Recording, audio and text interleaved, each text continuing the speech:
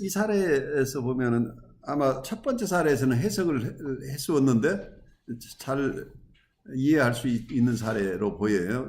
뉴라티간 환자인데 두 번째 사례에서는 지금과의 관계를 치료자가 이 컨버그가 이러저러한 설명을 하면서 해석적으로 접근하니까 계속해서 반발하고 화를 내고 자기를 이해하지 못한 엉뚱한 얘기를 한다고 맞서고 있죠. 이게 우리가 보드라인 환자나 사이카틱한 환자들의 경우에 해석적인 접근이 어쩔 때 먹힐 때도 있지만 많은 경우에 벽에 부딪히는 것을 지금 보여주고 있어요.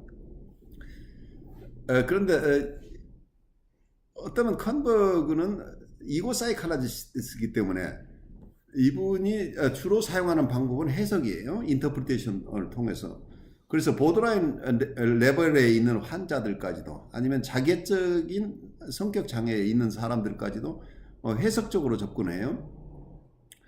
그런데 현대정신분석에서는 이런 분들은 굉장히 조심스럽게 해석을 하고 대부분 이모셔널 커뮤니케이션 중심으로 초기 단계를 이분들이 대상 전이를 할 때까지는 함부로 해석적인 접근을 안 하는데 이제 그 부분에서 큰 차이들이 있을 수 있죠.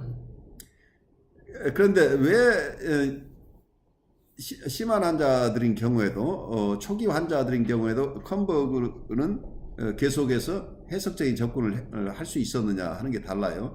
이분은 메디컬 닥터인데 이분은 경우에 따라서는 치료 세팅에서 무너지거나 치료적인 본인이 생각하는 어떤 치료의 틀이 잘 이루어지지 않는 상황이면 다른 방법, 입원을 해서라도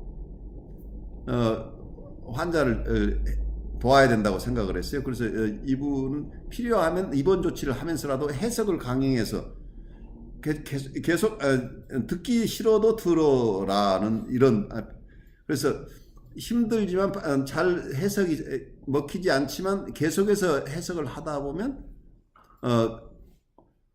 환자가 좋아진다는 신념을 가지고 있고 그건 어떤 면에서는 이분에게 워킹했을 가능성이 있죠. 메디컬 닥터이기 때문에 여러 퍼실리티를 가지고 있어서 언제든지 필요하면 이분들이 인사이트를 가져가지 않고 계속해서 액팅아웃을 할 때 그 액팅아웃을 제어할 수 있는 그런 것을, 그래서 동료 치료자를 동원하거나 아니면 입원을 하거나 이렇게 해서라도 이분들을 해석적으로 치료해내려고 애썼다고 하는 점에서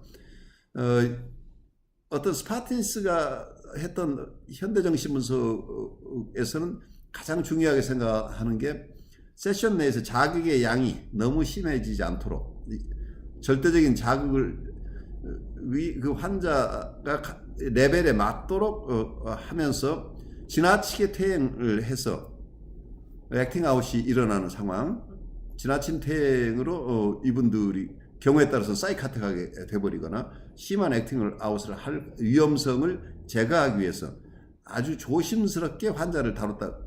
그래서 대부분 이런 임상의 어떤 세팅 자체가 다르죠. 한쪽은 하스피탈을 배경으로 하는 어떤 치료라고 한다면 여기서는 프라이빗 세팅 중심의 모던 사이코 애널리스트들은 주로 프라이빗 세팅에서 환자들을 보고 있기 때문에 서로 접근하는 방식이 다르다는 거죠.